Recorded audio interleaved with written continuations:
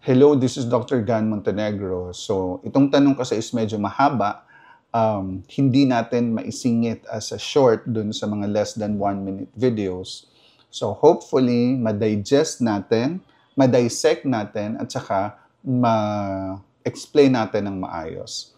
So, ang tanong is, Doc, magandang gabi po.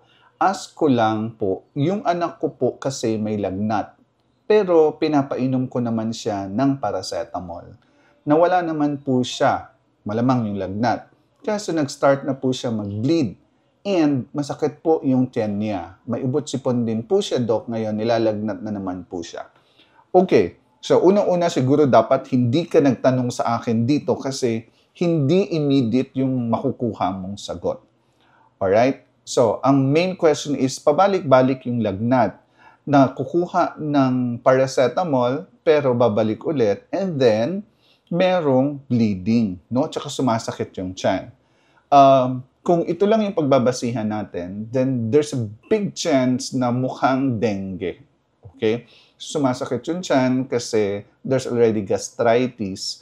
Tapos hindi mo naman sinabi kasi kung ano yung pandudugo. Pwede rin naman kasing dahil sa ubot-sipon, kaya nagkakaroon ng pagdudugo, nagkakaroon ng nosebleed. Yung pagsasakit ng tiyan, pwede rin kasi yun dahil merong gastritis, meron ng bleeding sa tiyan. No? So medyo malabo. I suggest, dapat nung time na yon is pumunta ka sa doktor para malaman kung ano talaga yung cause nung pinagmumulan nung mga simptomas na sinabi mo. If this is dengue and there's bleeding, then I suggest ma-admit siya. Okay? If this is nose bleeding only, ang susunod na tanong is, nag-nosebleed na ba siya before or is this the first time mag-nosebleed? Dahil for fever, pwede rin mag-nosebleed dahil puputok yung mga ugat sa ilong dahil sa init. Right? So masyadong vague. Hopefully may konting kalinawan dun sa mga sagot ko. Dr. Gan Montenegro, stay safe everyone.